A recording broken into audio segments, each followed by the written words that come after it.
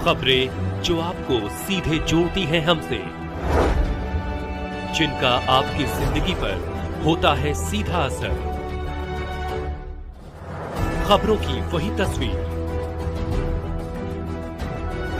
बिना बदले बिना डरे, जज्बा सच का लिए, सच दिखाते हैं। नमस्कार, मैं हूं रश्मि पांडे और आप देख रहे हैं R7 लाइव न्यूज। आइए नजर डालते हैं इस वक्त की बड़ी खबर पर।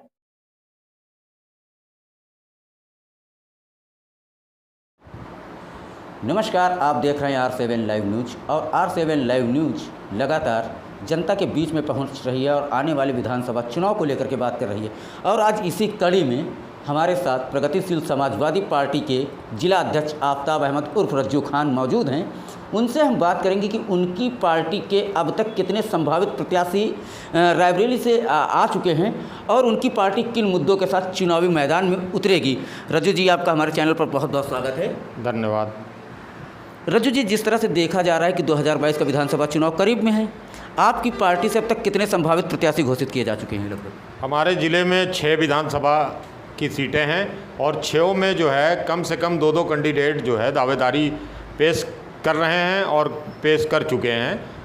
कम से कम 2-2 दावेदार, और उसमें जो है उन दावेदारों में हमको ये देखना है कि कौन जो है बहुत ही अच्छा चुनाव लड़ेगा, उसके हिसाब से हम लोग जो है टिकट देंगे और चुनाव लड़ेंगे। रही बात जो है आपकी कि कौन मुद्दे, तो आज का ज्वलंत मुद्दा जो प्रदेश और केंद्र सरकार दोनों का है वो है महंगाई, भ्रष्टाचार और शिक्षित बेरोजगार जो है बेरोजगारी चरम सीमा पे है। 3 करोड़ हर साल रोजगार देने का केंद्र सरकार ने वादा किया था, इसी के उस पे जो है सरकार बनी और उसके बाद जो है इन्होंने जो है रोजगार देना तो दूर और हर विभागों को जो है प्राइवेट कर दिया। प्राइवेट करके जो है सबका रोजगार छीन लिया। रोजगार जो है बेरोजगार जो है आज सड़कों पे जो है मारा फिर रहा है। बेरोजगारी चरम सीमा पे है और महंगाई जो है एकदम चरम सीमा पे है। 2014 में कांग्रेस की सरकार जितने में महंगाई छोड़ गई थी, 350 रुपये का सिलेंडर था, आज जो है 1000 रुपये का सिलेंडर है और 70 रुपये पेट्रोल का था, आज जो है 110 रुपये, 105, 106 रुपये में पेट्रोल बिक रहा है। डीजल जो है दुगना दाम पे बढ़ गया, 50 रुपये लीटर डीजल था, 100 रुपये लीटर डीजल पहुंच गया है। महंगाई मुख्य मुद्दा है, भ्रष्टाचार चरम सीमा पे है। भ्रष्टाचारी भी जो है आज जो है एकदम लूट घसोट मची हुई है। हर विभागों में जो है बिना पैसे के कोई काम नहीं हो रहा है। अच्छा नेता जी, देखा जाए तो जिस तरह से सरकार कह रही कि उसने विकास किया है, विकास के मुद्दे पर जनता के बीच में जाएगी, आप कह रहे हैं कि सरकार के द्वारा विकास नहीं हुआ। विकास की बात की है, विकास कहाँ पे दिखा? विकास तो हमको कहीं दिखा ही नहीं। विकास रायबरेली की बात करें कि उत्तर प्रदेश की बात करें, कहाँ की बात करें, विकास जो है रायबरेली की सड़कें जो है देख लीजिए, रायबरेली की सड़कों का क्या हाल है। और उत्तर प्रदेश में जो है विकास नाम की कौन सी फैक्ट्री लग गई, कौन सा विकास कार्य हुआ, ये जो है माननीय मुख्यमंत्री जी बतावें कि किस तरह का यहाँ जो है दवाइयों तक का जो है दवाई तक उपलब्ध नहीं हुई। ऑक्सीजन ना मिलने की वजह से कोरोना काल में मरीज मर गए। नहीं, सरकार तो कह रही कि ऑक्सीजन पर्याप्त मात्रा में थी। आप ऑक्सीजन को लेकर के सवाल खड़ा कर रहे हैं। सरकार कह रही थी ऑक्सीजन पर्याप्त मात्रा में थी। मेरे मोहल्ले में और मेरे शहर में लोग लाखों की मतलब हजारों की तादाद में लोग जो है मेरे जानने वाले मर गए बिना ऑक्सीजन के। मैं गवाह हूँ इस बात का कि ऑक्सीजन नहीं मिली। दर की लोग ठोकरें खाए हैं। एक सिलेंडर हम लोगों ने एक सिलेंडर 1 लाख रुपए का खरीदा है। अच्छा रज्जू जी, देखा जाए तो जिस तरह से अभी एक लखीमपुर में घटना घटती है, एक केंद्रीय गृह राज्य मंत्री के बेटे के द्वारा बर्बरता के साथ किसानों पर गाड़ी चढ़ा दी जाती है। किसान प्रदर्शन कर रहे होते हैं, उन पर गाड़ी चढ़ाई जाती है।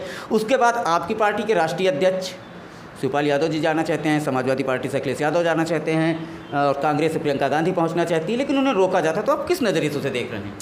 प्रदेश में पूरी तरह जंगल राज कायम है। प्रदेश सरकार जो है एकदम निकम्मी है, नाकारा है।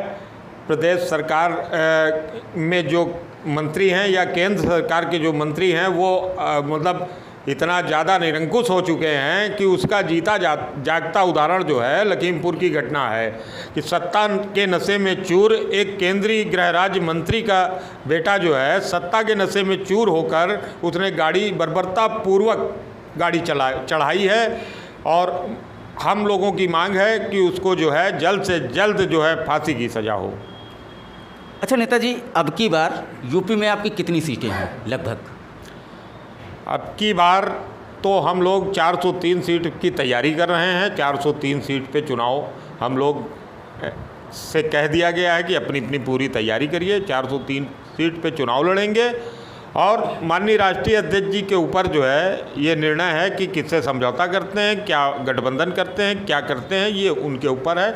जो उनका आदेश होगा वो हम लोग मानेंगे। अच्छा नेताजी, अभी तक किसी पार्टी से आपका कोई गठबंधन तो हुआ नहीं है। एक तरफ अगर देखा जाए तो अखिलेश यादव हैं, दूसरी तरफ शिवपाल यादव हैं जो मुस्लिम वोट बैंक पर दावा ठोकते हैं, तीसरी तरफ असदुद्दीन अवैसी निकल करके आ गए हैं, वो भी मुस्लिम वोटों पर ही डिपेंड हैं। तो इससे किसका कितना नुकसान हो रहा है? देखिए, ऐसा है कि अगर हमने वर्क किया है, हमने काम किया है, तो हम काम के बिना मतलब काम के भरोसे वोट हमको मिलना चाहिए और हम काम के ही बिना पे वोट लेंगे। और असदुद्दीन ओवैसी हों चाहे और अन्य पार्टियां हों, वो अपना अखिलेश जी की बात कर रहे हैं, अन्य पार्टियों में अखिलेश जी भी प्रबल दावेदारी ठोकते हैं कि नहीं, हमें मुस्लिम वोट बैंक हमारे साथ है। नहीं तो समाजवादी पार्टी और हमारी प्रगतिशील समाजवादी पार्टी माननीय शिवपाल सिंह यादव जी ने भी बहुत काम किया है। हम माननीय शिवपाल सिंह यादव जी की बात करेंगे, अब अन्य पार्टी की हम कोई बात नहीं करेंगे, इसलिए कि मतलब हमारे शिवपाल जी ने अगर मुस्लिम लोगों का साथ दिया है और उनका काम किया है तो मुसलमान जो है पूरी तरह से जो है प्रगतिशील समाजवादी की तरफ जाएगा। और ओवैसी ने अगर काम किया है कौम का तो ओवैसी की तरफ जाएगा। नहीं, ओवैसी तो लगातार कह रहे हैं कि अपना रहनुमा चुनो, अपना रहनुमा चुनो, अपना रहनुमा चुनो। तो आखिर इसका क्या मतलब है?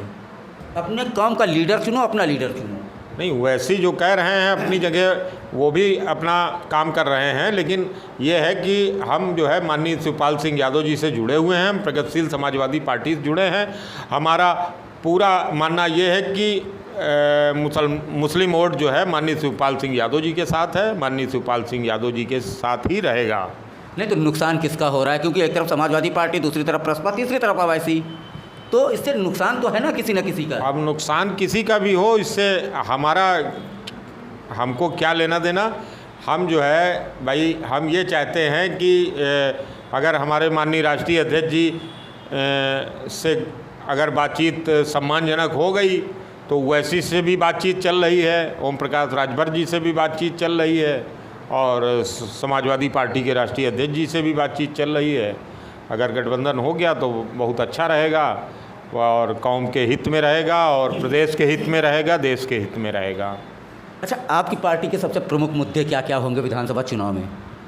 हमारे मुद्दे यही हैं, बेरोजगारी, भ्रष्टाचार और महंगाई, ये मुख्य मुद्दा है। दूसरे माननीय शिवपाल सिंह यादव जी ने घोषणा की है कि हमारी सरकार बनने पे एक लड़की और एक लड़के को परिवार से सरकारी नौकरी ज़रूर देंगे। और दूसरी घोषणा हमारी ये है कि ग्रेजुएशन किए हुए लड़के को 5 लाख रुपए का जो है अनुदान देंगे। 5 लाख रुपए में वो कोई भी काम कर सकता है। अच्छा नेताजी, देखा जाए तो जिस तरह से अभी फ़िलहाल अखिलेश यादव ने कहा है कि 300 यूनिट बिजली फ्री दी जाएगी, तो आपकी पार्टी किसानों को लेकर के क्या योजनाएं लाएगी अगर जीतती है तो?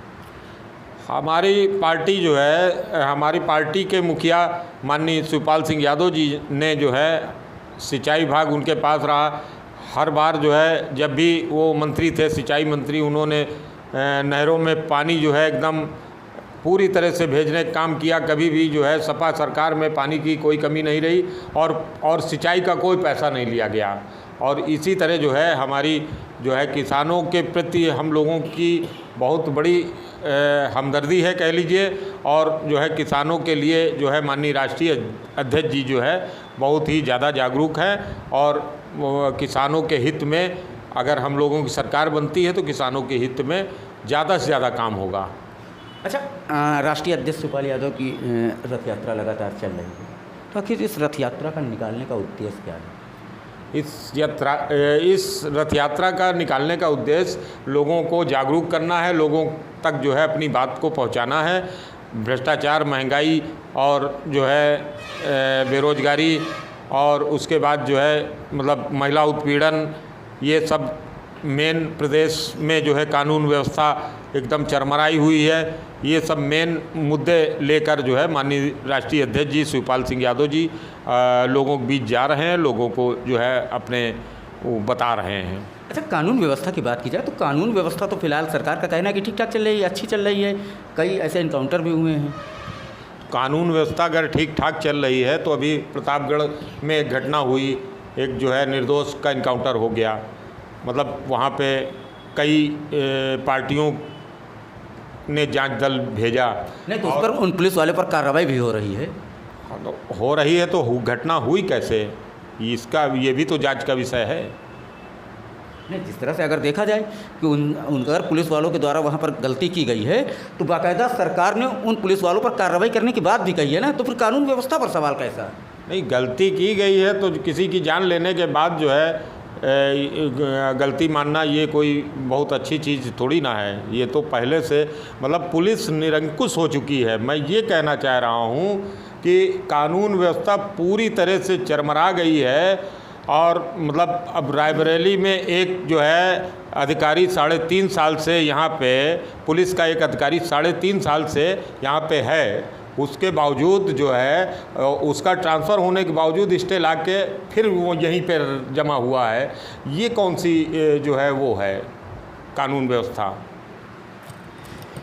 ये थे हमारे साथ प्रगतिशील समाजवादी पार्टी के रायबरेली के जिलाध्यक्ष आफ्ताब अहमद उर्फ रज्जू खान, जिन्होंने सरकार पर सवाल खड़े करते हुए कई बड़ी बड़ी बातें कही हैं। फिलहाल जिस तरह से इन्होंने कहा है कि इस बार प्रगतिशील समाजवादी पार्टी की रायबरेली की 6 विधानसभा पर चुनाव लड़ने की बात कही गई। अब ये देखने वाली बात ये होगी कि अगर इनकी पार्टी का किसी पार्टी के साथ गठबंधन होता है तो क्या रायबरेली में प्रगतिशील समाजवादी पार्टी कितनी सीटों पर चुनाव लड़ती है, ये आने वाला समय बताएगा। Siraj Ahmed, R7 live news, Raebareli.